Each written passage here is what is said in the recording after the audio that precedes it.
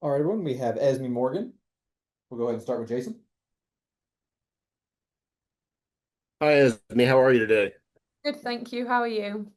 I'm holding up well. It's nice outside, so I can't. It's August and it's not miserable, so I'm good.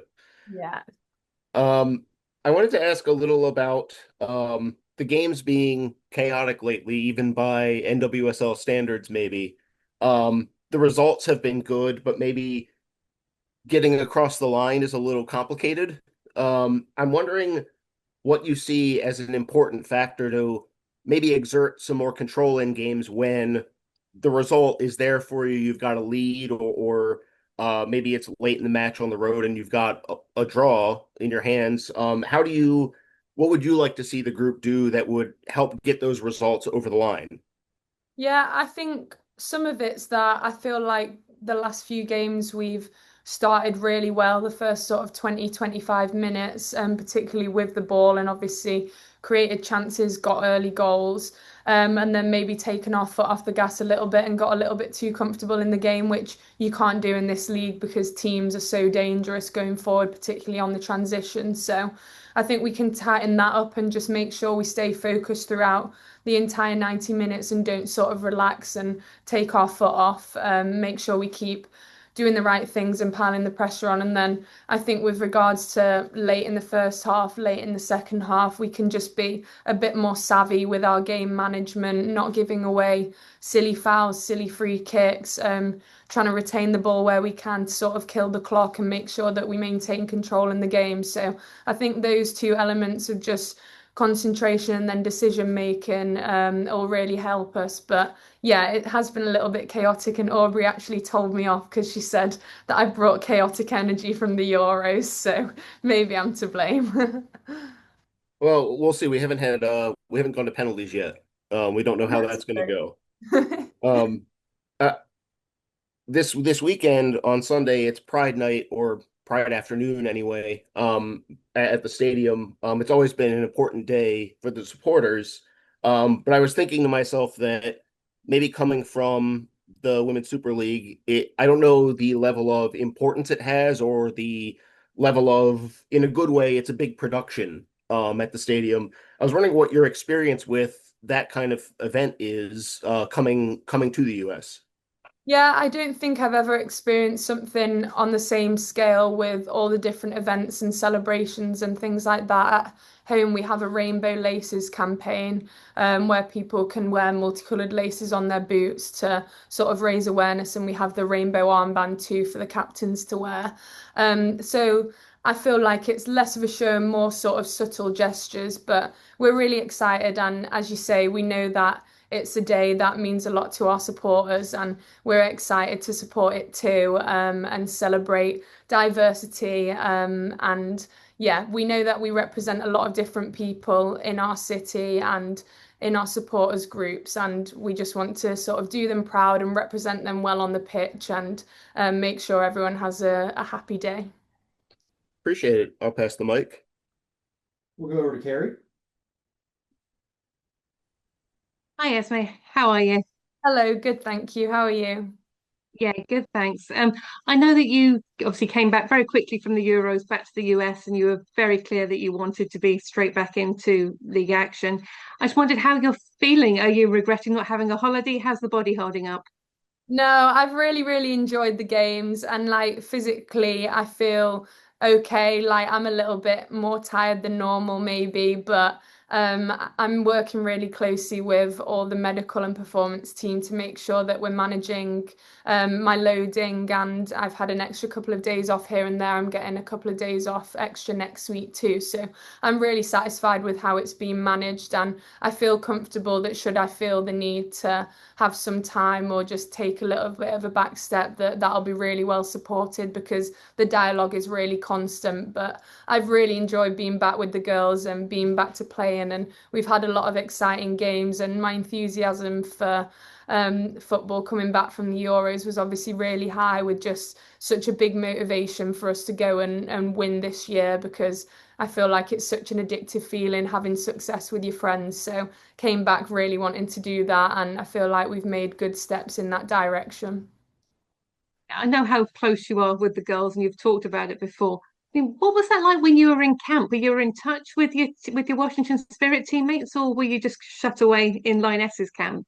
Yeah, no, a lot of us spoke like throughout the time because they were all watching the matches and I wanted to know how things were over here. And a lot of the girls were going to check in on my cat. So I was getting lots of little updates of Biscuit from them when they went round to play with her and stuff. So that was a good way to sort of stay connected and stay in touch. But they sent a message before the final, I think it was, with like all of them in my apartment, which was really cute and yeah, made me really happy and proud that they were proud of me. So yeah, we stayed in touch and then they were also lovely welcoming me back, being really celebratory. So yeah, we've got such a good great group of girls and I'm really grateful.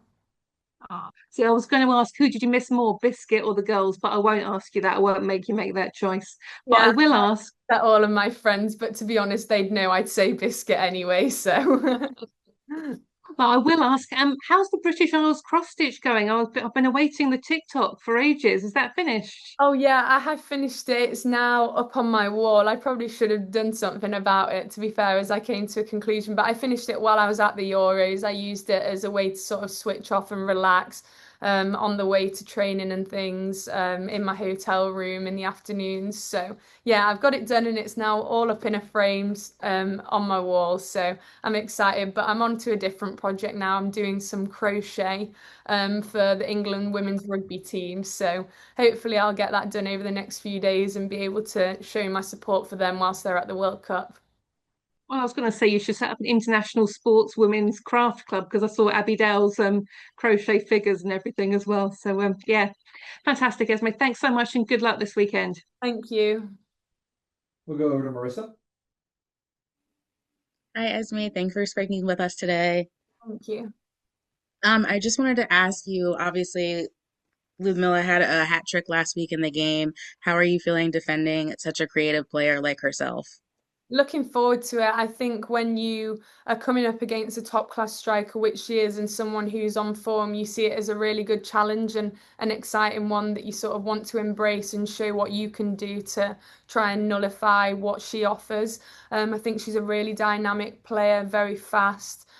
She's very good technically, skillful, good finisher. So we know what threat she poses. We've been looking at her in the last couple of days. And as I say, when you sort of see that you're going to come up against someone like that, you're dedicated to your preparation so that you know what to expect and just excited to try and do our best to keep her quiet and make sure we have a strong foundation at the back for the team to then go on and get a good result. Appreciate it. Thank you so much, Esme.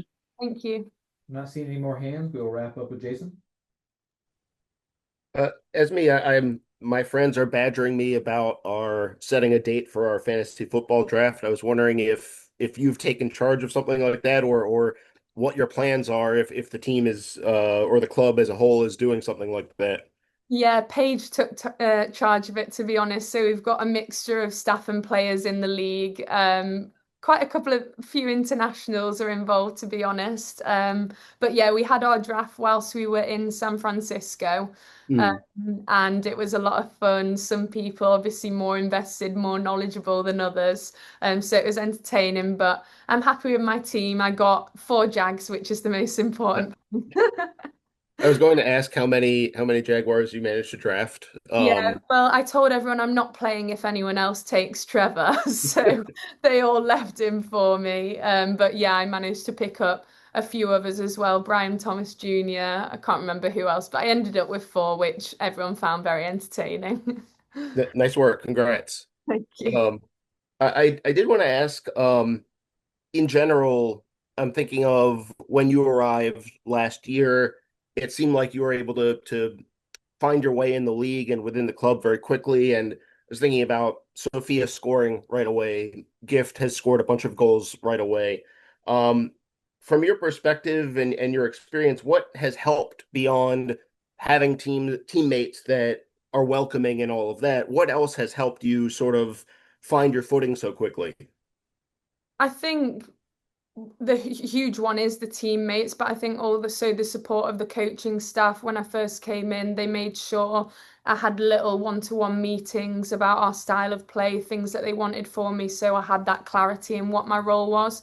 So that was really helpful. And then I think being able to bed in so quickly with all of the girls on and off the pitch, it's such a happy, fun, welcoming group that you just feel confident to be yourself on and off the pitch. And I think that just means that you can come in and play with freedom and confidence to do what you do best. And I certainly felt that. And obviously Monday settled in really quick, and Soph has too. And I feel like you just feel at home straight away, and that makes it easier for you to just come into a new environment and show what you can do. So I think we're really lucky that we've created that here. It was here before me, but I'm proud of everyone that we maintain that, and that it is relatively easy for new people to come into the group and just totally be themselves and be able to show off what they can do on the pitch and the reason that they came here. Appreciate it. Thanks so much. Thank you. Fantastic. Thank you, everybody. Thank you, Esme. We will see you all on Sunday.